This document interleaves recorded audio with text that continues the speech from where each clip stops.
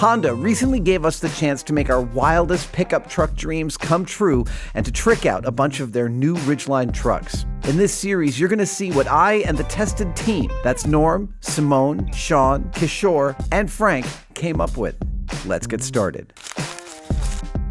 Adam, you know, something we've done before on Tested is sous-vide cooking. That's the process of cooking your food in vacuum-sealed bags. In a water bath at a very specific, precise temperature to bring meats and eggs and other things to exact temperatures and give you tremendous control over cooking. Absolutely. It's something you can do in the kitchen, and I've done it with steaks, with fish, but never on a big scale. Now, we're going camping.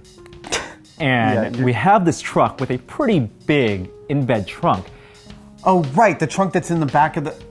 I want to turn that into a sous vide bath. Oh my gosh, and cook really fine cuisine for camping. That's right, I want to do a really big rack of ribs. And you want to bring a sous vide cooker with us. I love this, that is fantastic. Let's get the sketching and building. Absolutely, let's do it. All right, time to measure the in-bed trunk.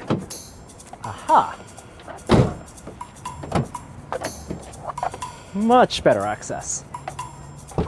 Now it's pretty big, and I could put water in there, but I could also build a box. Let's see how much space we got. How are we starting the truck sous vide project here? So I take a look at this Ridgeline, and one of its unique features is it has this trunk that's hidden underneath the bed. And it's waterproof. And, well, it's watertight. With a drain. The idea is that people can, you know, put ice in there, and you can have a cooler. Like the ultimate tailgating accessory. Exactly. I don't want to put ice in there. I want to put warm water in there. So the question one is it going to be watertight enough that I can just put water in there, or do we need to build an enclosure? And then the other question is, if I want to do sous vide at multiple temperatures, I can do multiple containers. Oh, so yes. If we think of it as, here is your bed, and you have one drain in the bottom. Right. Can we build a divider so that we have two temperatures and do two different types of meat at once? I might instead make yourself a pair of plywood containers with a divider in between them. Simply because fitting perfectly a watertight compartment separator inside a pre-built thing that's probably, I'm going to guess, blow or roto-molded polyethylene or something like that. It's gluing to that is going to be a nightmare. But this also allows you more customization in terms of holding your sous vide circulators. Now, I'm also planning on using more than one immersion circulator. I was going to say, you're going to heat multiple dozens of quarts of water. You're going to need more than just, that's meant for like one big stock pot. Right. And I also, of course, need a place to mount the circulators. Yes. Now, these come with very simple mounts. So they come with those, but if you're going to make this out of plywood, it's totally trivial to literally make a little circle piece that you've glued in there that the circulator just sits in. And that just rests in perfectly. Yeah, absolutely. And if I were you, I might do, let's say, you might do two per, right, on opposite sides, and then you've got a really nice water bath. This is an awesome build. I like this a lot. I especially like that this is a unit you can build outside and drop in. All right. Time to get building. Okay. Keep your eye on the fence to make sure it's flat to the fence. And keep your feet underneath your chest as you move forward. That's it. With authority, keep pushing. Good, good, good. And then all the way through and let it drop. Keep going. Exactly right.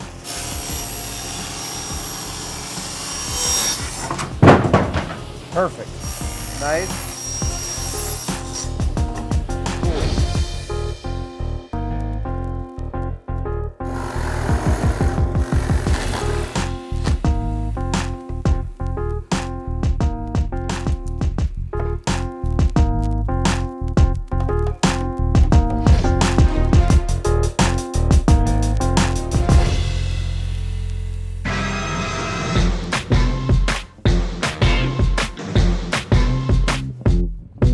All right, guys, so my responsibility for this camping trip is the most important part, the food. So what I've made is a mobile sous vide station, something I never ever think about taking on location, but we have the volume. So I've made two reservoirs here, one for ribs, one for steaks, and I have 4 immersion circulators, chain, working off in tandem, powered by the campsite's power source. All we need now is the water, and of course the food. All right, we're filling these reservoirs up with water, and the way these immersion circulators work is they have heating elements and thermometers inside to try to fix all of this water at a very specific temperature. In my case, for the ribs, I want them about 165 degrees Fahrenheit for about 12 hours, and then for steak, about 129, 130 degrees for an hour, hour and a half. Now we need to fill these reservoirs all the way to the top because, of course, the food will displace some of that water. So I'm just making sure it goes between the minimum and maximum levels. Got some spare ribs cut St. Louis style. This goes right here. 2 ribeyes. It's gonna take a while for all of this water to heat up, and over the course of the day, that heat's gonna leave and water's gonna evaporate. So a good way to insulate it is to use ping pong balls.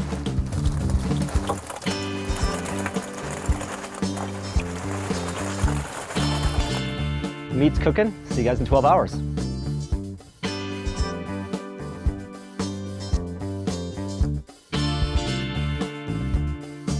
"12 hours later. And here you go. Woo! These ribs are actually perfectly cooked right now. If I tore open this bag and bit into them, I'd be totally okay. But that's not how we want to finish these ribs. They need to be finished on a grill. Off to the grill. I'm gonna add some more dry rub. Now these can go on the grill.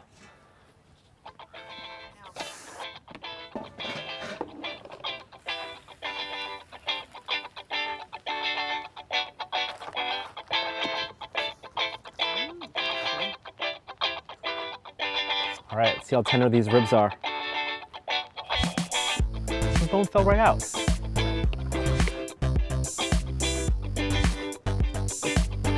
Oh, very good rib.